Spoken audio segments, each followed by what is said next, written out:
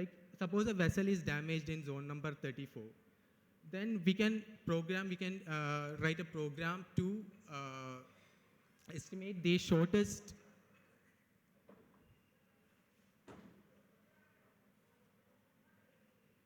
we can write a program to estimate the shortest distance to a repair dock, and through this, for each of the shortest route, we can identify the maximum wave bending moment for each of this route, and based on that, we should select the route which has the least, wave bending moment that a ship will undergo. And this is the formula that we should check. As I told you, this ESF factors are directly multiplied with the class rules. So this is basically the wave. Actually, the total wave bending moment consists of still water bending moment and the wave bending moment. So we just add these two still water bending moment, and as I told you, the wave bending moment will change according to the environmental location of the vessel. So we'll add these both together according to the, that beta factor that you see is the environmental severity factor. And we'll estimate the rule-based, what is the limit for the maximum wave bending moment that the ship should be able to withstand. And we'll compare it with the ultimate strength of the vessel after the damage. And if the strength is greater than the rule-based formula, that means the ship is safe to go in, safe to select that particular route.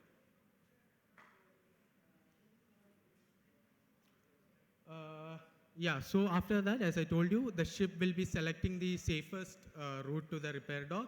And if suppose if it is even the minimum wave bending moment is not satisfying the formula, then as I told you, the ESF factors will increase according to the speed of the vessel. So we can just adjust the speed or decrease the speed to satisfy the equation, and we can just inform the crew members at what speed their vessel should be going at each of these environmental locations. And based on that, we can say that the ship can reach the repair dock safely without damaging, sacrificing its structural integrity.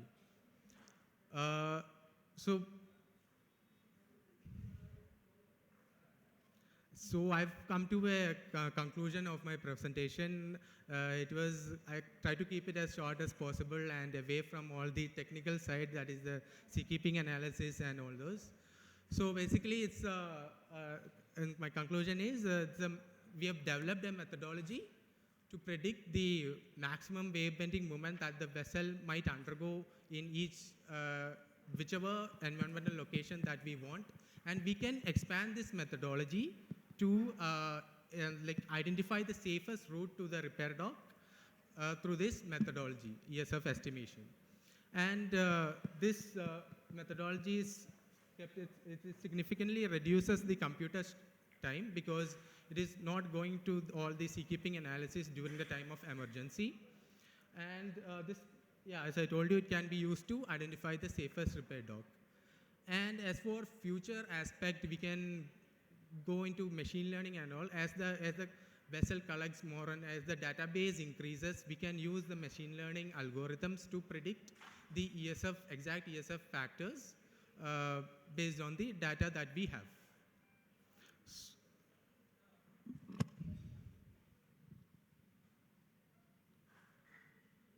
So thank you all. Thank you for your kind attention. And thank you, everyone. I think it was a great presentation by the young engineer. Would you like to take some questions, Anand? You'll take some questions now?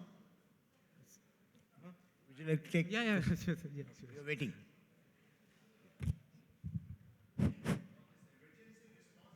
Yes. Yes, sir, yes. And all the classification societies provide. Yes. Is this wave bending movements analysis is something exclusive to IRS? Or that other classifications don't have? No, sir, I don't think it is. Like currently, our means I don't know about the other. I don't have particular knowledge about the other classification society. But currently, our ERS response currently just have the means we are just focusing on restabilizing the ship after the damage. We don't have a particular like methodology to estimate the repair dock. This methodology has not yet been implemented, and My hopefully question it will be- was, is it exclusive to IRS, which others don't have something? No, I don't think. You are not aware of No. it. Sir, I have a question. Can I ask one question, sir? I think you are answering something, right? You Sir, want to say something to. Yes, yes. Sir, Gupta ji, what I wanted to tell you, that it is a MARPOL requirement that some tankers above a certain gross tonnage need to have subscription to emergency response services. So, all class IX class society members have got an emergency response services mechanism with them. So, now I'll come to it. The way they estimate the still on this bending moment is the strip theory. That is the fundamental theory. So it is across all IX societies, it is done like that. It is just that some class societies have got some tools, some class societies have got different tools. If I am not mistaken, Yes, sir, yes. we IRS, matlab the National Classification Society, IRS has got NAPA tool, yes, as an emergency response service. Yes. But the methodology, the way of reporting, the requirement is, I believe, uniform across all IX. But again, there is something to add to it. Some classification societies have got more data. They have stored more data, and some, see, the basic structure is that you should have an emergency response services as per the statutory requirement. And the second is that how do we do an assessment is the strip theory, and the basics is the same. Then we can have different softwares. Then the more part is that some of them have more data with them because they have more number of vessels. Yes. I think that is how we do it. Agree? Correct, sir, correct. Thank Thank you. you, sir. And there was a question this side. Sir. Yes, sir. I have a question.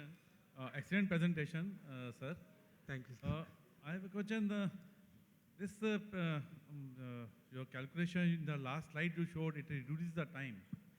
How much time it takes, just holistically, Yeah, you have received all the data, you're talking about this methodology. this methodology? Yeah, since all the database are stored in the computer, we just take few seconds to calculate the bending moment.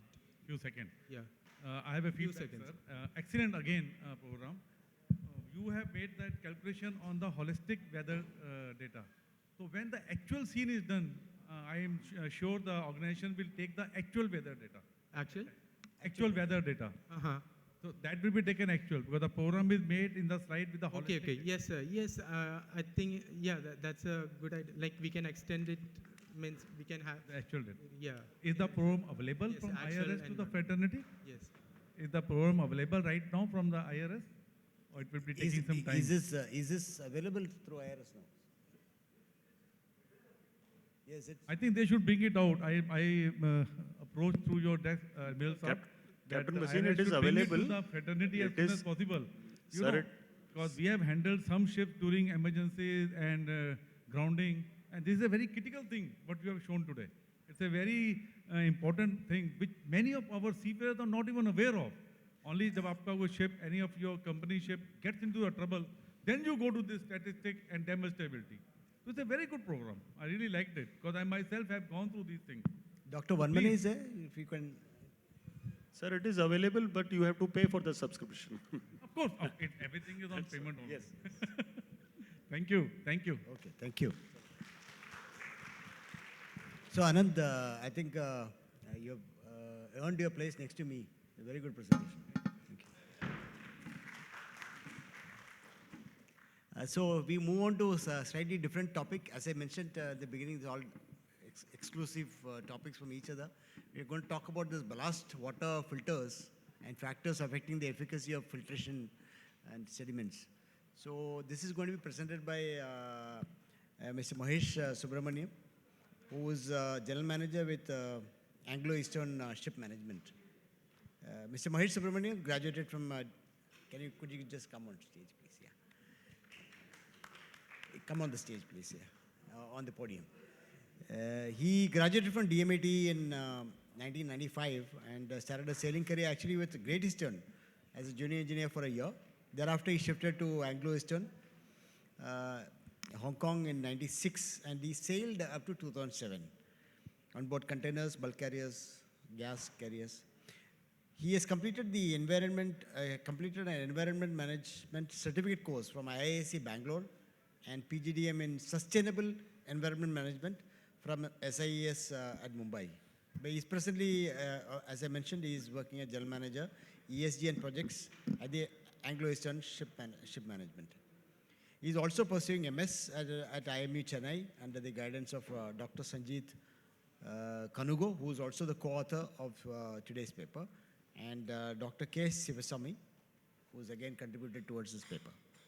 Could you please start? Thank you, sir. Thank you for the introduction, and a very warm welcome to everyone.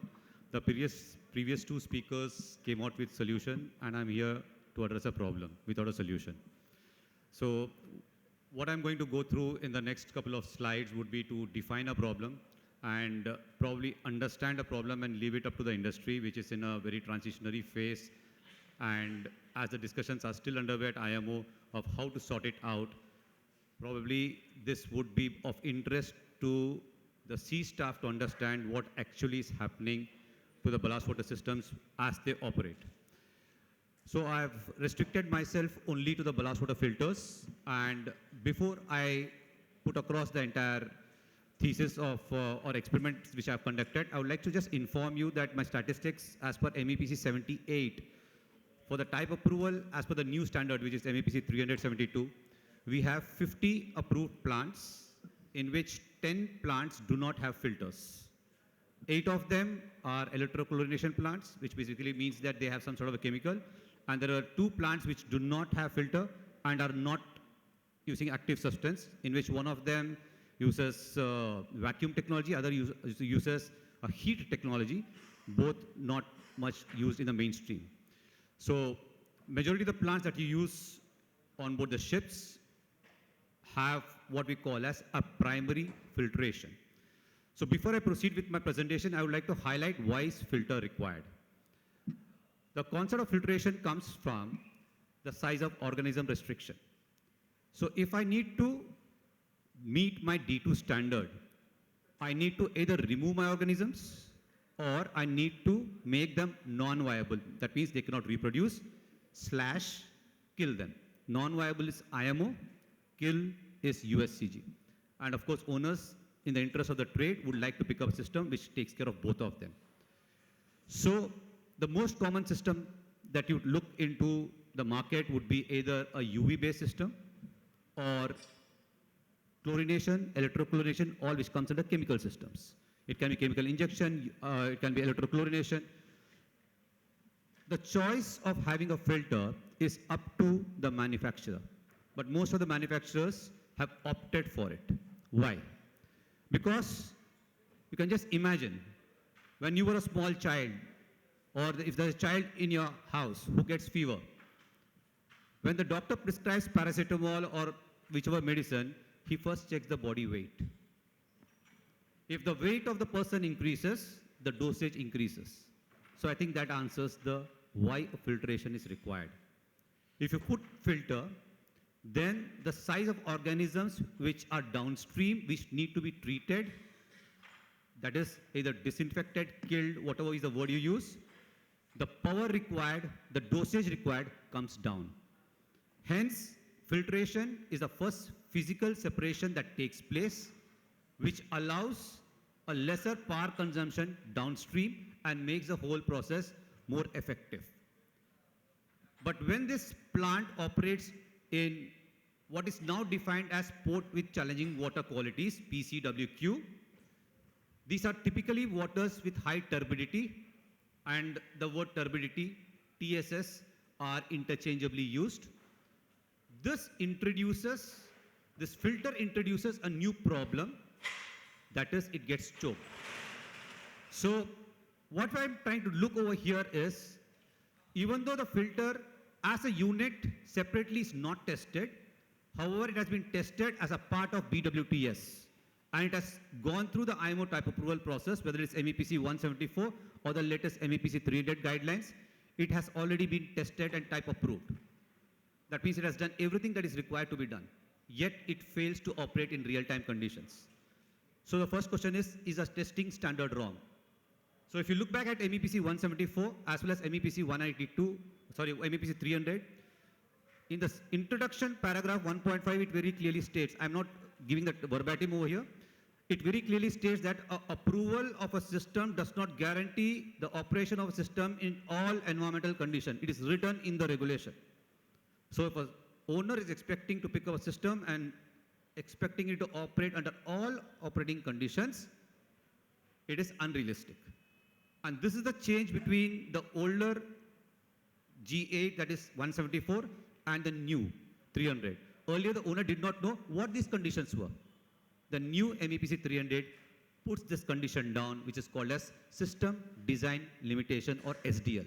So if you take a type approval certificate of any of the latest type approved, IMO type approved BWTS, you will find one small section called as SDL, System Design Limitations, which will tell you the conditions under which this plant will not perform. So why is this background required? Because in this, TSS is not mentioned. That is, the total suspended solid or the turbidity of the water is not considered as a limiting condition, and hence it is not mentioned in the type approval certificate. And that is why all the discussions in IMO is taking place right now. We are trying to define port with challenging water qualities, and this is basically the background of my work with respect to filters. Filter, as I just mentioned, immediately comes to one terminology, what is called as micron rating. So the micron rating of the filter is basically the choice of the manufacturer. He picks up a 20 micron, 50 micron, and designs the system accordingly. So